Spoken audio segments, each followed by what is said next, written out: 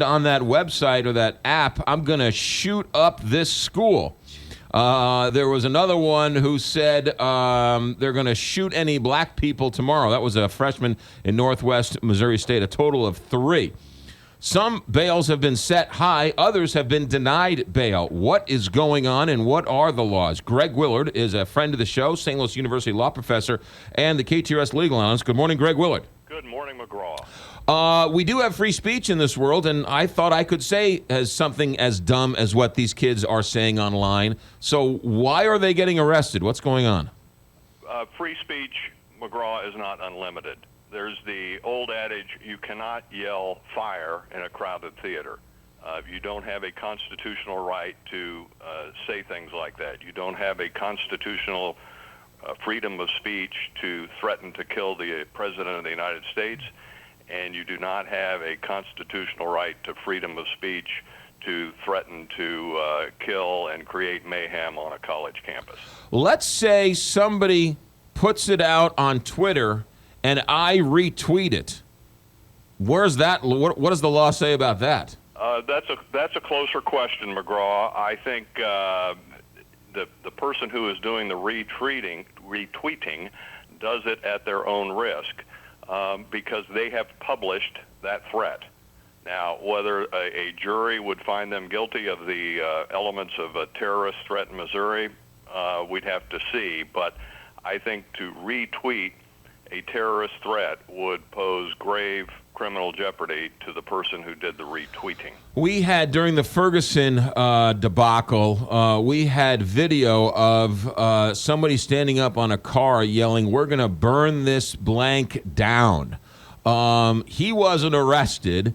He wasn't brought up on charges. Is that a similar type threat? And he didn't say it online. He said it in a public place in front of a crowd. I think part of the judgment that a prosecutor will take into account is how specifically directed is a threat. Is it a rhetorical chant, or is it really in the nature of a threat, say, for example, to a public official? As to the situation out in Ferguson, whether the prosecutor's office in St. Louis County viewed that as a specific threat, more of a rhetorical chant, or other considerations, I don't know. But that's a lot different than what we're talking about here with these 3 young people on college campuses. What happens if somebody makes a threat online and the people investigate it, the authorities investigate it, and the kid doesn't have any guns, he doesn't have a knife, he's a normal kid, he's just made, heat of the moment, makes a stupid comment? Is that the same as if they go and investigate and the kid's got a garage full of AK-47s and he's stockpiled all types of ammunition? For purposes of the crime of making a terrorist threat in Missouri, it doesn't make a difference, McGraw. The making of the threat in Missouri and in many other states, that is the crime. Whether the person had the ability to carry out the crime is not part of an element that would have to be proven at the trial. It's the mere making of, in Missouri, it's a threat to cause damage to life with reckless disregard to the risk of closure of a building or a place of assembly. And if you show that threat was made, whether you have a garage full of weapons or not, if there is a showing that those elements have been met beyond a reasonable doubt, that person will be convicted in Missouri. Really interesting stuff. So what could he be facing then? What kind of, if convicted of these?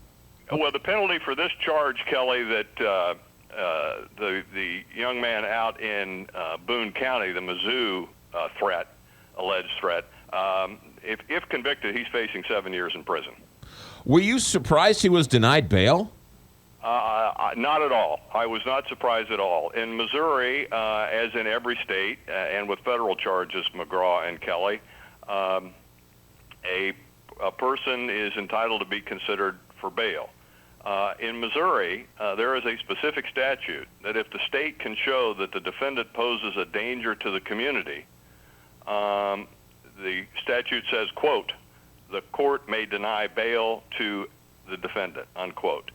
In this case, I think it's too early to determine whether the court has made any finding under that statute. There's a hearing next Wednesday afternoon where Judge Shaw in Boone County will receive a bond investigation report.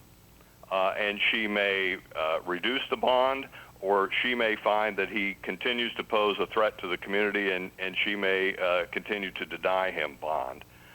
So we'll see what the court decides next Wednesday afternoon. But her order earlier this week, yesterday I guess, to deny him bail is not surprising, and it is wholly consistent with the law in Missouri. That is Greg Willard, who is a St. Louis University law professor, friend of the show, and he is KTRS legal analyst. Mr. Willard, thank you very much for making sense out of all this for us. McGraw, Kelly, always great to be with you. Thank you very much. 723, Big 550 KTRS, whereas years ago you would write it on a bathroom wall. Now you write it on an app, somebody retweets it, somebody likes it, somebody favors it, and all of a sudden it's a threat, and you find yourself landed in jail for saying something stupid because you in the heat of the moment.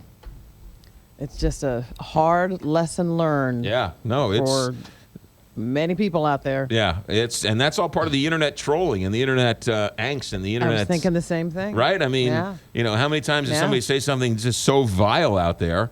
And if you cross the line, you could land yourself in jail with being denied parole. How about if you retweet something though? That's a question. Yeah. Right? As the professor was saying, it could be just as bad as tweeting it. Yeah. Or retweet it at your own risk. Yeah. You know? Really interesting. 724, Big 550 KTRS. If you're suffering with hearing loss and you don't want to hear more clearly again, cover your ears.